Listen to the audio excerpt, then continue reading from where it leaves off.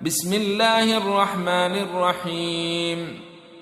ألهاكم التكاثر حتى زرتم المقابر، كلا سوف تعلمون ثم كلا سوف تعلمون، كلا لو تعلمون علم اليقين لترون الجحيم ثم لترونها عين اليقين ثم لتسألن يومئذ عن النعيم.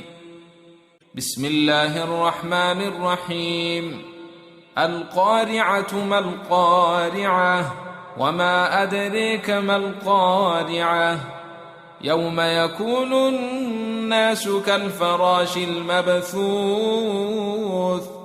وتكون الجبال كالعهن المنفوش، فأما من ثقلت موازينه فهو في عيشة راضية، وأما من خفت موازينه فأمه هاوية، وما أدريك ما هي، نار حامية.